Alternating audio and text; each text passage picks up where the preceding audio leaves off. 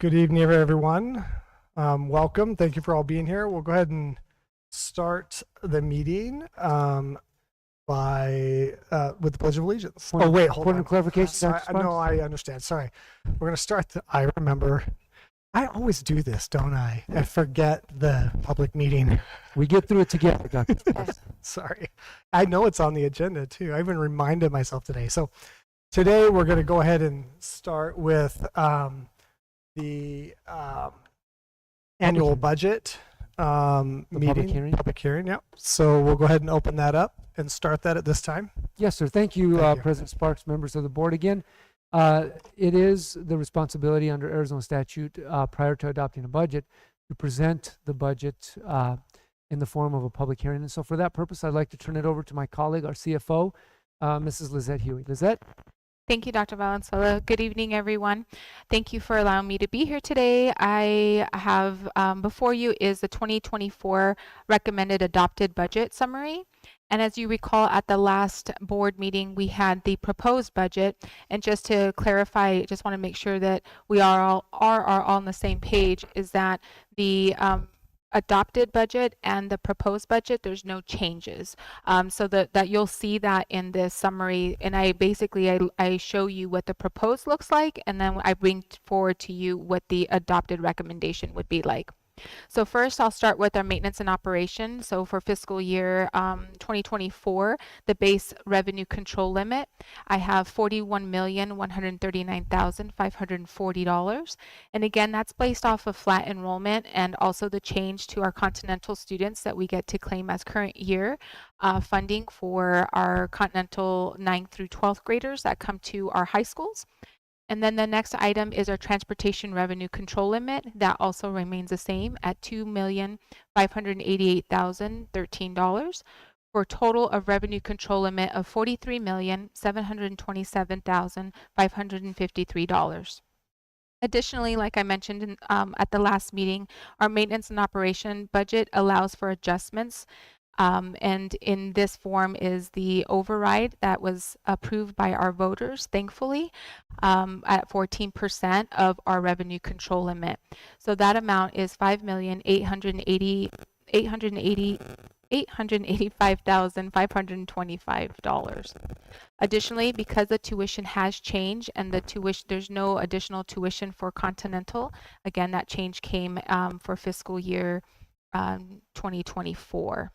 There are no other adjustments in the other adjustments category. We do have an additional Proposition 123 adjustment that we are able to add to our budget, and that amounts to $425,000. Additionally, with this legislative session, there was an opportunity for one-time funding for schools for 2024, and that was the amount for that was $1,700,000. Additionally, when we present the budget, we are, because we have an energy and water program that we have in our district, we have to deduct that from our total allocation. So the price for that for this year is $1,159,191. So that brings our total maintenance and operation allocation to $50,578,887.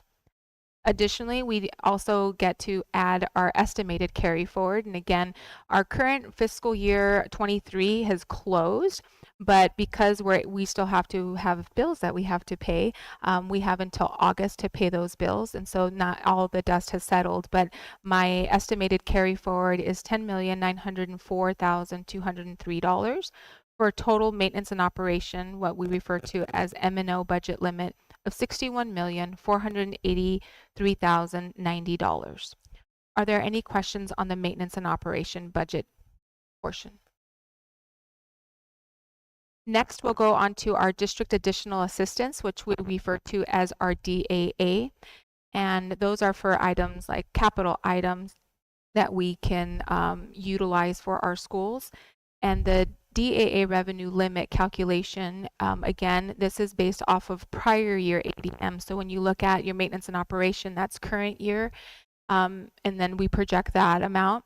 But this is actually hard numbers. These were prior year ADM, which is our average daily membership of our students.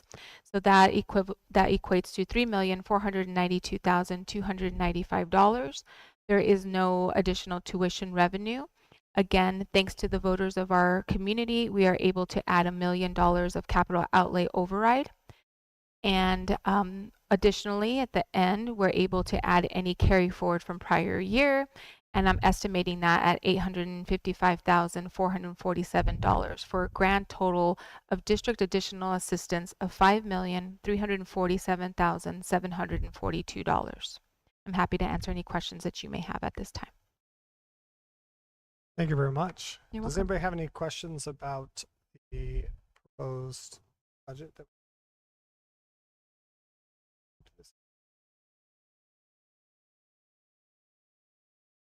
No? Thank you very much, Ms. Yu. We really appreciate it. Any other comments from you, Dr. Valenzuela? No, thank you. Ready to go on.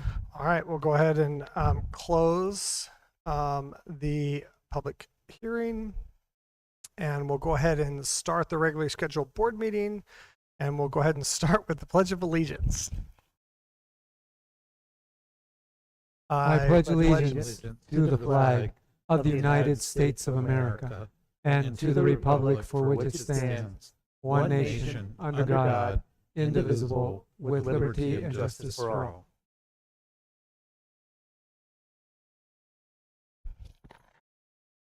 Thank you very much. We'll go ahead and move on to roll call, Ms. Palacios. Governing Board President, Dr. John Sparks. Here. Governing Board Clerk, Sherry Lowell. Here. Governing Board Member, Denise Reese. Here. Governing Board Member, Raul Rodriguez. Here. Governing Board Member, Anthony Bruno. Here. District Administration Superintendent, Dr. Manuel Valenzuela. Present. Assistant Superintendent, Scott Downs. Present. Assistant Superintendent, Brett Bonner. Here. Chief Financial Officer, Lisette Huey. Here. Thank you very much. We'll go ahead and move on to the next item on the agenda, approval of the agenda, Doctor. Yes, sir. President Sparks, members of the board. At this time, I do recommend approval of the agenda as it was revised. Thank you very much. We have a recommendation to approve the revised agenda, and do we have a motion? Second. Motion has second. Any further discussion? Thank you very much. All those in favor say aye. Aye. Any opposed say nay. Thank you very much. We'll go ahead and move on to the next item on the agenda, approval of the minutes, Dr. Yes, sir. Dr. Sparks, members of the board, you have in your packet draft copies of the minutes from the regularly scheduled meeting of the board back on June 28th, 2023. And after your review and consideration, I do recommend approval at this time. Thank you very much. We have a recommendation. Do we have Second. motion has second? Any discussion about the meetings for the previous? Seeing no further discussion, all those in favor say aye. Aye. Any opposed say nay. Thank you very much. And we'll go ahead and move on to item number C, ratification of the vouchers. Ms. Huey. Good evening. Tonight, I recommend payroll ratification 25.2 and ratification number 26, new payroll number 4 for total payroll approval of $4,196,100.40. Additionally, I recommend expense vouchers 1099 through 1102 and new expense vouchers 1115 through 1118, and then again for the new fiscal year it's numbers 3013 through 3016 for new expense vouchers, total $16,981,210.05 for a grand total of $21,177,310.45. Thank you very much. We have a recommendation. Do we have a motion? So moved. Second. Motion has second. Any further discussion? Thank you very much. All those in favor say aye. Aye. Any opposed say nay. Thank you very much. We'll go ahead and move on to the next item on the agenda, the superintendent's report. Dr. Valenzuela. One of my favorite parts. Thank you, Dr. Sparks. Even in the midst of the summer, although that's rapidly coming to a close, but there are always great things to share that show how Sahuarita shines. You have in your packet a picture of a young man named Chris Barraza, who's a graduate of Sahuarita High School, played baseball here at Sahuarita High School, went to New Mexico State, was coached and mentored by Lizette's husband, Brian, who runs a club team here in the area. Spent last year on the pitching staff of the University of Arizona, and on Monday or Tuesday, whenever it was, Monday, was drafted in the 10th round by the Los Angeles Angels to pursue his major league dreams. And as I always say, when they shine, we shine. When they succeed, we succeed. So I'm pleased to share that picture and wish Chris good luck in the pursuit of his major league dreams. I had a chance actually today, even dressed in my very warm suit on this very warm day, to walk under the underpass and really get an up close look at that beautiful multicolored Sahuarita welcoming mural architecture sculpture that's out there. It's so vivid and so colorful, and again was the product of our partnership with the town and the work of our students and teachers. And I think it's really cool because it kind of models this identity that defines us, these values of working together and collaborating to make the community better. And so I think it's symbolically, it's beautiful. And as art, it's beautiful. Plus, it's different than some of the other stuff we've done. So this program has quite a legacy. So very proud of that. I referenced earlier, this meeting is the only one in July. So if ever we thought there was a summer, it's over because we're on a full speed mission, very rapid pace to open what I know is going to be a super successful school year. We have a lot of reasons to believe that, but our next governing board meeting, good Lord willing, is going to be after school has started. So we look forward to a new school year. As you know, there's a ton of activity leading up to that point, and you'll all have that on your calendar and be invited, of course, to share in those celebrations. So with that, I close out my report, and I thank you very much. Thank you very much, Dr. Valenzuela. We'll go ahead and move on to the next item on the agenda, governing board reports, and we'll go ahead and start with Ms. Lowell. Dr. Valenzuela said it as I was going to say it. Our next meeting will be held after school starts, and I know everything is just a buzz in all of the schools. Percussion camp, kids are already back in camp, band camp, and so everybody's hitting the ball running, and it's just like you blink, and where are we? It's just amazing. So I'm looking forward to seeing out all of the staff at the beginning of the year and being on campus, and thank you for all of the administration, the hard work throughout the summer. You guys just don't get a minute off, so it's much appreciated. Thank you very much. We'll go ahead and move on to Ms. Reese. Yeah, just even as a parent, I've already started feeling the rush to get the stuff that needs to be gotten as kids outgrow shoes and need pencils and stuff like that. So just best of luck to all of our families and to our staff and administration as we ramp up for the beginning of the school year. Thank you very much. We'll go ahead and move on to Mr. Bruno.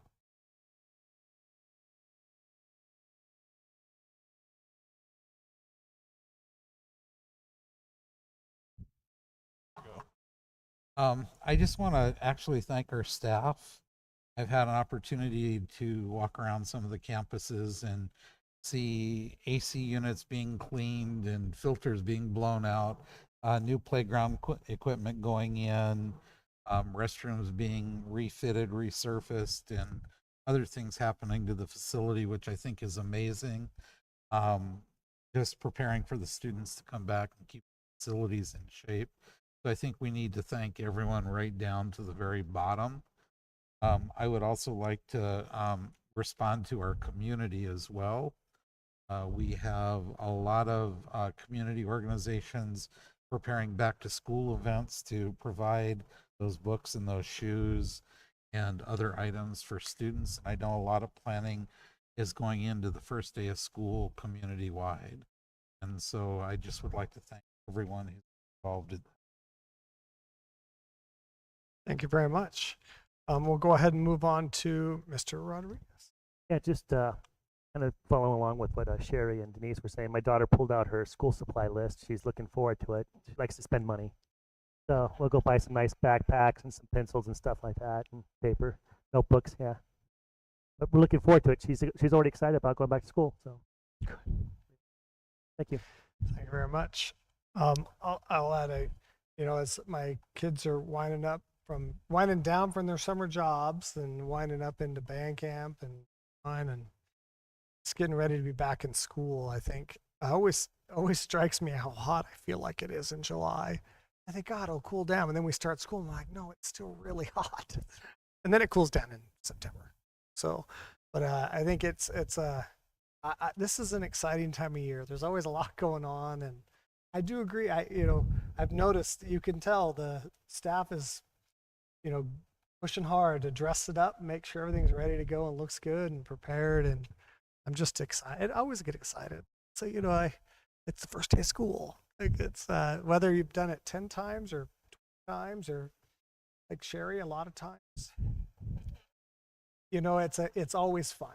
If I had to pick on. Anyways, thankful everyone is here with us and that we're going into the school year. And I look at the budget and I think I'm grateful to live in a community that regularly and consistently supports public education.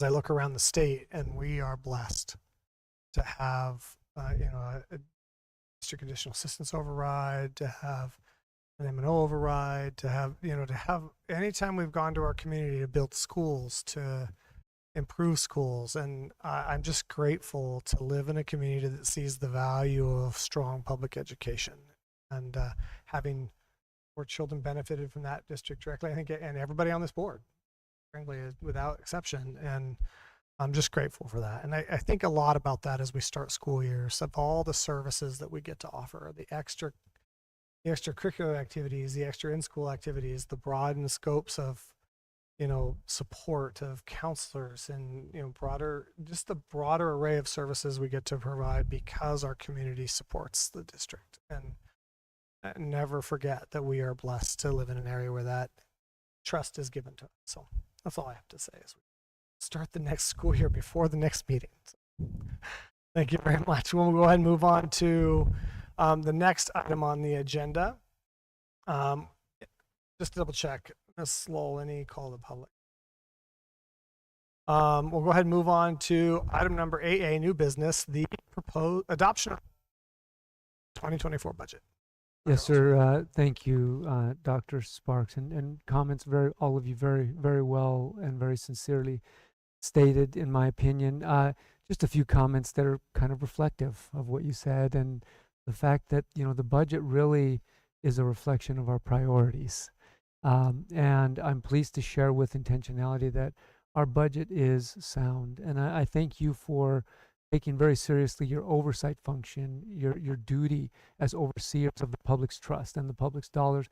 I thank my colleague Lizette for her leadership in helping us to be good stewards and to implement every dollar for maximum benefit. As she said, the growth, we are conservative. We're budgeting flat. It's been a rather volatile time in our country. There's so many factors, so many ups and downs, so many economic and different forces at play. So we are, I think, wise to be conservative in that way. We're better adjusting in the other way than in overestimating and then having to pull back. So that is, I think, it's a conservative budget. As Lizette mentioned, the crux of new money is this new sustainable money, is this $2.8 million that comes from the Continental Elementary District. As we know, and I know Mr. Bruno's been here a really long time, Continental's been an embedded, integral part of this district, even though we're 2 separate districts, but we really are one broad community. But it is nice that we're able to just, from a budget standpoint, count and report those students under the current year, under this new law. Lizette mentioned that the override, if you look, and maybe it's a better contrast from the proposed budget to this one, is that you notice that because the M&O side is current year, that's where you get that uptick of the couple million or whatever it is. But you don't see it yet in the DAA, and it just kind of makes you scratch your head. And that's because, again, that's based on prior year. The good news is that going forward, the prior year will be this year, where that's already embedded. So it bodes well for us going forward. As Lizette mentioned, as the board will recall, the board exhibited a high level of trust, in my opinion, to the recommendation to invest about $1.7 million, $1.8 million to increase compensation of our employees, our support staff, our administrators, and our teachers in support of these great resources to our mission. And we did it basically on the smart, intelligent reserve and being safe with our savings account and investing in our future growth, because we do see that growth. Fortunately, as Lizette said, we did receive about $1.7 million from the state. It's one-time money, which is what we were using anyway. So it provides additional reinforcement and support. It provides us with that very sound carry forward, which after I've always felt that being conservative and saving for a rainy day is just the way to be. But after what we went through with the pandemic and the economic and programmatic and enrollment variances that it created, it just reminded me that having a smart, robust carry forward is good. We've still got aggregate expenditure limit that is still year by year. We are committed to the continuity of our operations, even in the toughest of times, like what we went with the pandemic and things like that. So that's a positive thing. So in essence, the district additional assistance is stable as it was. We always save a little bit of that for a rainy day. I think it's about $900,000. And again, that's if something major breaks, we got to be able to fix it right there. So it's a sound budget. I'm proud of the work we're doing together. I'm proud of our community's support. And I feel confident going forward that this is a budget that will allow us to deliver on the important mission and the noble work we do. With that, I do recommend approval of the 2023-24 fiscal year proposed budget as it has been presented. Thank you very much. We have a recommendation. Do we have a motion? So moved. Second. Motion and a second. Any further discussion? I want to just add a little piggyback on just a little bit the fact that I think it's important and sometimes forgotten in some corners that when we build structures, employ people, and bring people on into the cohort of what is working for the district and being part of this effort and this work, that we in a lot of levels take responsibility for that continuity as much as possible, for that person's ability to stay and work well for us and work hard and sustain that function with us for as long as possible and under good terms and support. And I think when you talk about having a good sound budget through COVID, there was we were never even close to laying people off or reducing pay because of that sound, consistent. Ever since I've been on the board, there's always been that very consistent, very sound, as people should be in their home, right? This kind of consistent effort to always make sure if something goes wrong. And I think about things breaking, and $900,000 sounds like a lot of money, but we have single pieces of equipment that cost more. And I think that's a big deal, right? So even with that, and that's why I'm just grateful for that. So I just had to add that it's, I think I hope that shows also trust to the community that we take seriously the fact that we're the largest employer in the community. Take that seriously. So I just wanted to add that. Yeah.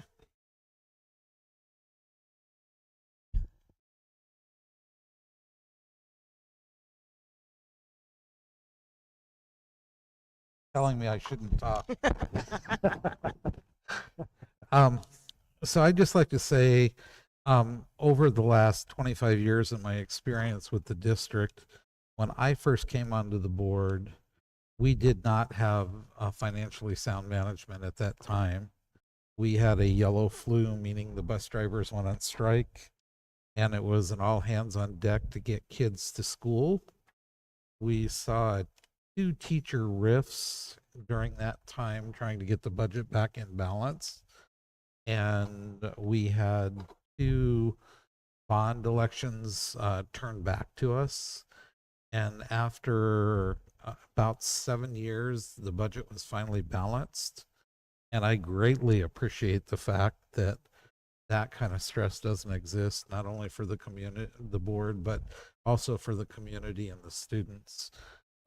It's a breath of fresh air, in my opinion, right now that we are at a place where we have carry forward and we are able to fix a building or replace a refrigerator system or whatever we need to do to keep the school financially sound.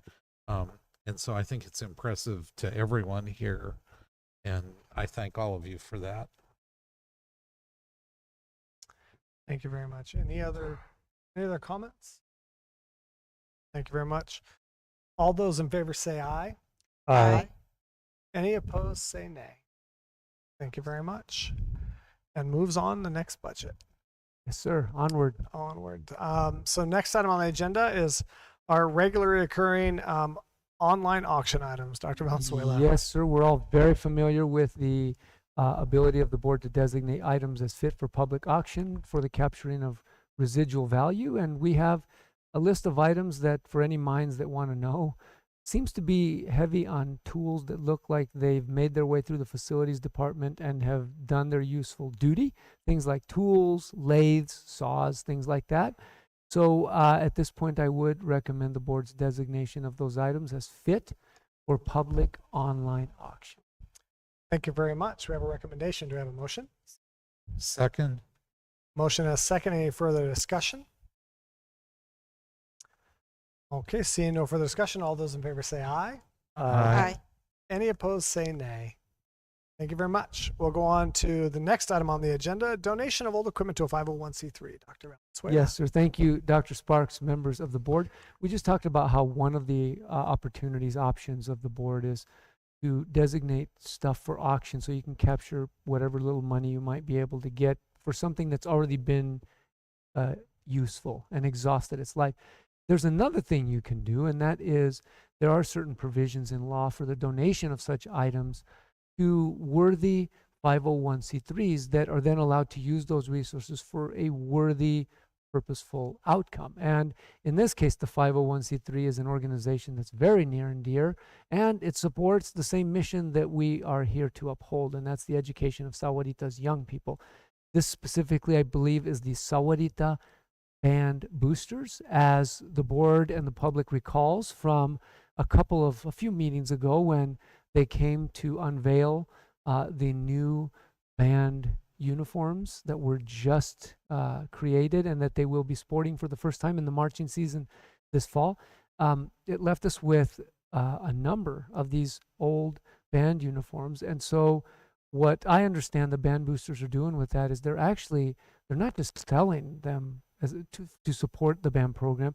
They're actually very nicely placing them in like a shadow box or some kind of a display case so that they can sell them to alumni from band as kind of a memento, to kind of solidify that experience of band for those 4 years. So it's win-win for them, it's win-win for the program, and it allows these old uniforms to keep on giving. So at this point, I would ask for the board's approval of the donation of these, I call them old band uniforms from Sahuarita High School to the Sahuarita Band Boosters, a 501c3 for the purposes that were stated. Thank you very much. We have a recommendation. Do we have a motion? So moved. Second. Motion is second. Any further discussion? We did do this with Walden Grove a few years back, and it was wildly popular and a great fundraiser for a lot of the alumni. I just have to say I have a Rincon Ranger 1982 marching band hat in my closet from my husband, who they did the same thing, 1982. So we still have it. So I think it's just a great thing to give back to all those kids who have worked so hard. It's a great reuse of it, and they are incredibly used. It's not like we can get any other use out of them. So, yeah, it's a neat thing. We maximize value. I think every I remember when these were purchased. I believe that the ones that we're now calling the old ones, they're 10 to 12 years old, Yeah. right? They're 10 to years 12 and years years past their date. Right. But you know what? It's the moms and dads, the boosters, the Yeah. staff, cleaning and taking care of and storing Memories, safely so that stitching. we do maximize that. Again, it speaks to the values and the focus of our community. I wish them very well. I hope they raise a lot of money. Thank you. Any other comments? Okay, seeing no further discussion, all those in favor say aye. Aye. Any opposed say nay. Thank you very much. We'll go ahead and move on to the next item on the agenda, the Transportation IGA of Continental Elementary School District. Dr. Yes, sir. Dr. Sparks, members of the board. This is an intergovernmental agreement that's been formulated between the Continental School District and ours. It does relate to this shift that's taken first legislatively and now procedurally in implementation, and that is that these students will now be counted as in our average daily membership, as opposed to they used to come here, but we had to like send a bill to Continental and we had to pay it was a tuition base, much better. And so the focus of this is specifically transportation. As we said, Continental students have always been our students. They've come here, they've come to Sahuarita, they come to Walden, now they come to both, you know. And again, that spirit of the broader community. And transportation's always been a part of that. We see the Continental buses and the Sahuarita buses line up together. And so really all this is just kind of really it's formalizing the continuity of that practice, even though there's some terms that justify that. Basically what the terms are is that Continental will continue to transport students that reside in the boundaries of the Continental Elementary School District to either Walden Grove High School or to Sahuarita High School, either one. They will also continue reporting their route miles to the Arizona Department of Education. That doesn't change. They also get to continue claiming district additional assistance, and that might be able to clarify on that. And for us, and this is, you know, as the governing body of this district, my read of the IJ is there's no change or financial impact for us. Lizette, you want to clarify? The main thing I would look at is this DAA thing, and they get to claim. Could you just kind of clarify that, and anything else you'd like to clarify? Absolutely. So it's a little complicated in regards to the miles and how you claim miles, but in this sense is because they're not they don't go to their high school, they don't get to claim additional miles. So it's just the miles that they're currently sending to our kids that they've done already. But if we were to take on that responsibility, we would get additional miles, but there's a threshold that you have to meet in order to get payment. So we wouldn't even meet that. We wouldn't even come close. We'd almost have to double what we currently have total in order for us to get to the next threshold. And you'll see it in our budget every year. It's at 2.5, 2.5, 2.5. It stays pretty stagnant unless they change the miles, the funding per mile. That's the only time it changes. So really, it's a win-win for us. It's a win-win for Continental. They also get to keep 50% of their district additional assistance for those students. It does not take away from us. We actually will be getting district additional assistance up to 100% because we get to claim those students in our regular enrollment. So I don't know if that'll ever change, if they'll see that, you know, they're getting the 50%, and so we're getting 100%. But in the calculation currently, Continental will continue to get district additional assistance up to 50%, and we'll get the 100% for district additional assistance. Prior to this, I'd have to send them a huge calculation and try to invoice them for every single average daily membership. It was a big deal. We capture most of it, but we weren't getting 100%. There, in essence, and I learned a lot from that, and then usually I synthesize it. In a nutshell, there is no downside or either side. Really what we're doing is, given the rules of engagement, the laws and the regulations, where both districts are maximizing their value in terms of the service and what they are, the resources that they're able to claim for the delivery of those services. So I would recommend the IGA with Continental Elementary School District as presented. Thank you very much. We have a recommendation. Do we have a motion? So moved. Second. Motion and second. Any further discussion? Our districts work together and how supportive they are of their students after they move on. And we see them at every graduation, not only superintendent, but the principal, but the head of transportation. They're all there, at our facilities rooting on their kids. And so it's a great partnership. I really appreciate it. Any other questions? I do have a question and want to make sure I clarify my understanding. With this document and this kind of formalization of the structure, the current route only goes to Walden Grove High School. It will now stop at Sahuarita High School every day too. No, I believe last year they were transporting to SHS for special needs. So certain special needs students were being transported.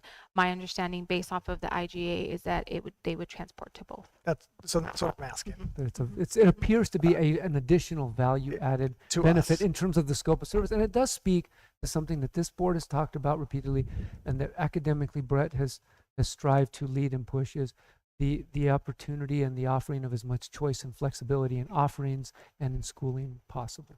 So I just want to make sure I say that clearly so I understand it and I'm saying it clearly. So students from Continental Elementary School District will now have the choice to get off the bus either at Walden Grove or at Sahuarita High School, regardless if they're sped. Mhm. And they will also transport the special education students as necessary, because that's what I'm reading. And I read that in there, and that is a change because I know historically because they funded it 100%. And there was not under the prior agreement, they refused is a strong term, but would not transport to Sahuarita High School for regular day school, only for special education services. Right. And my understanding is that we'll still continue to say that their track is Walden, but they can like any open enrollment, if they decided to do an open enrollment to SHS, then that's where they're going to be transported. So I have a problem with that legally because their track is not Walden Grove. We are a separate district. They go to Continental Educational School District or Elementary School District. They can choose to go to any high school they choose to. So I guess they I can go have a anywhere. problem with this agreement if it's going to track Walden Continental Elementary School District to Walden specifically, because I have stated that numerous times in the past. I've been quiet about it. That is an incorrect statement. Correct. Those children can choose to go to either school. Yeah. I know historically we did that in order to put the load on the newer school that had the lower enrollment, but now the enrollments are relatively even. And so I want to get away from that. We had a principal that loudly claimed those as hers, but they have the right to go to either school. And so I guess that's why I'm bringing this up, that they have the right to go to Vail, they have the right to go to Rio Rico, they have the right to go up to TUSD, they have the right to go anywhere because they are an elementary school district. So I'm not mad at you personally for that. I just think that is a held belief structure that is that's incorrect over time, that we tell those. As a matter of fact, I have parents tell me, well, I'm in the Walden district. No, you're not. You're in the Continental Elementary School District. You can go to either school. And historically, that track has been maintained. Dr. Sparks. Yes. I think that we have had them open enroll into Sahuarita, but they've only had transportation to Walden. And that's my question. They don't technically open enroll. They don't even Correct. have to submit open enrollment correct. paperwork. And if we're making them submit open enrollment paperwork to go to Sahuarita High School, that's actually contrary to state law, in my understanding. Yeah, they can choose to go to any high school without, even if it has restrictions, like if as long as it's a public school anywhere. It's just that Continental is not providing them transportation. The only place they've been providing the transportation is Walden Grove, as well as an after-school bus for activities. And so that was going to be my next question. Yeah, so does this cover the they do activity bus? before, and then the after school, and then they do an activity bus. And so I read the same thing about Sahuarita High School. Like, that's great that they're providing transportation to Sahuarita, but are they also doing the after school activity? Or, I mean, that's something we can check into, but it clearly states Sahuarita High School in the agreement. And does everybody understand my point? I'm not trying to change the norm. I just want to correct something that I think has been portrayed as a mandate. When those students literally get to pick. Under my understanding of state law, we don't get to choose. You can only go to Walden Grove. So in summary, according to Arizona statute, for public schools that do not have an incorporated high school, that are not unified, like Continental, where they just go to 8th grade, by law, they can go to public school anywhere that they want. That is now, there are also, there are not, similarly, like you can go wherever you want, there are not any obligations on the part of either district, or in this case Continental, that they've got to transport wherever they want. They can go wherever they want, and they have that right, but the transportation aspect provides kind of a constraint or maybe a decision about what's the most efficient, what's the prudent. And I would agree that historically, the tradition in our district has been, at least for the past several years, and perhaps practically speaking, in the interest, and you mentioned it, Dr. Sparks, of balancing enrollments and promoting continuity and building community, of informally, historically communicating that that's the historical pathway. But you are right, and I think we've always tried to honor that those students can go wherever they want. Now, in the past, I would also agree with you that where the Continental District has previously chosen to provide transportation may have been a determining factor for some kids as to where they go anyway. And I do read it. So to clarify, hopefully that helps clarify and affirm kind of the points that were made and also the context. But I think what to the point of this agreement, I do read it, and I think Lisette read it the same way. And I will confess that when I read it, it kind of made me feel good that what I see that it says is they're going to take care of the Continental students getting to either of our high schools. If they choose to go to either of our high schools, they will have the transportation to get there. That's how I read it, and that's how I would reinforce what was written there. That's exactly. Thank you for that, and thank you for allowing me to run on to my diatribe about why I think that's important. I also am grateful for Continental Elementary School District for agreeing, I think, overall in purpose or in principle to this structure, because I think while we aren't obligated to provide any transportation, the agreement where they get to keep that transportation in-house is beneficial for them as a whole. And as you see, Dr. Sparks, it does say that they will transport based on a schedule that's developed by Continental and approved by us. So the parameters of how they schedule that is to be determined. But the way I read it is that they're able to provide transportation to both. I'm excited about that because I think ultimately we're not talking about a huge number of students either. 250? About 250. Yeah, about Anywhere from 250 50 to 300. 60 a year, maybe 80 a year at most, right? It's pretty low. Reason they probably won't have a high school anytime soon because they'd be the smallest, A1 school, and they'd be at this tiny little high school next to these two huge, 4 schools. So and these students, they are us. We are we one accept community, and there are our kids, our friends. It really is 2 districts, one big community. They are, and I'm not trying to have conflict. I just think it's great. I'm excited actually that they're going to drop off at both schools because that gives opportunity. Yeah, and that's actually what that Continental kids taught at Continental. The Continental kids are the Sahuarita Green Valley kids, Auto kids, and everybody else. It's all this cool little middle between Tucson and Gallus community, and it's fantastic that we're now providing an opportunity through this way this reads. No, if, for example, my son has a friend that school at Continental, he's been playing soccer with him for 3 years, and it's one of those things. That particular kid chooses no, because all my buddies go to Sahuarita, then I want to go to Sahuarita. And that's okay, and so I'm really looking forward to this. I think it's really, really, really opening up options for our students in order which to truly treat this as sort of a community situation, and I think it's great for the community. So I'm excited. Thank you very much. Not to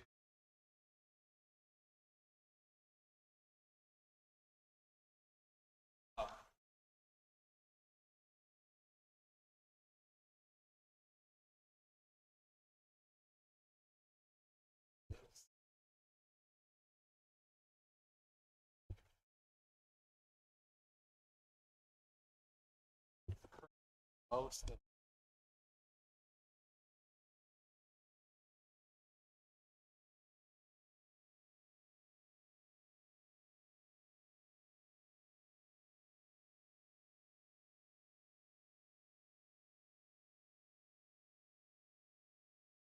How does what benefit us, sir?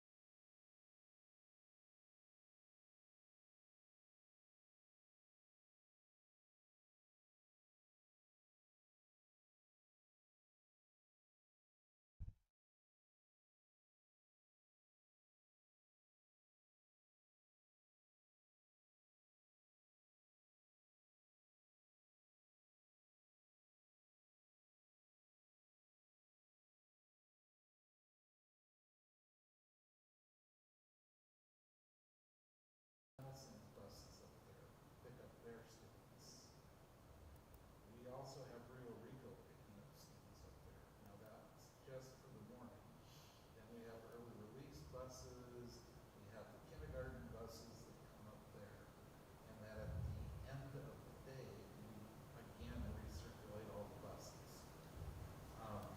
Is there any relief? And I'm going to say to the community. I mean, we have little two-lane roads that we have a nightmare of buses to run through, a gauntlet, so to speak.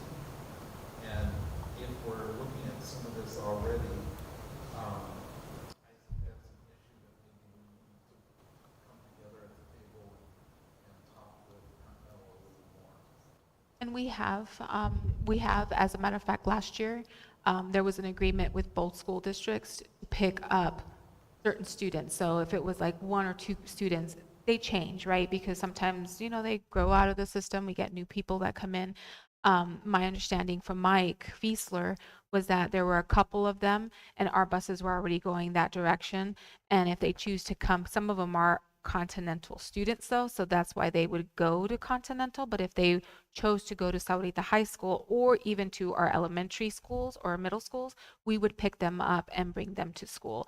So it goes off of same IGA in regards to they'll develop this schedule and then they'll bring it to us so that we can look at those specific areas, also after school buses and things of that nature as well.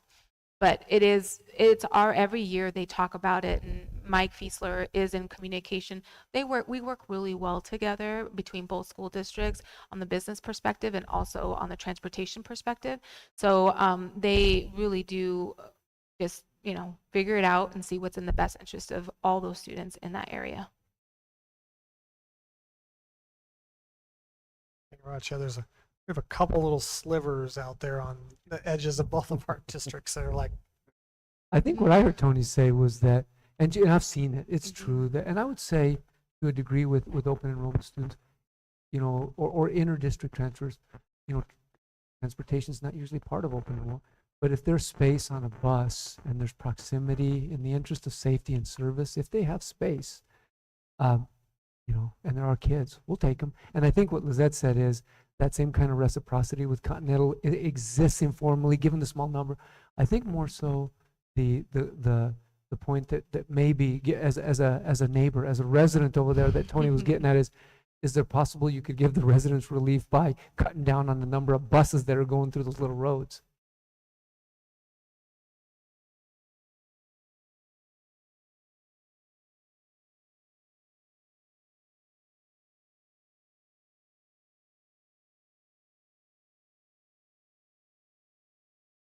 Yep.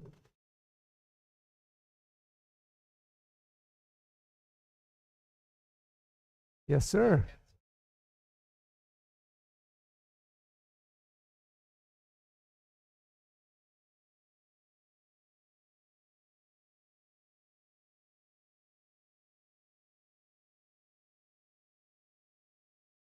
No, point well taken.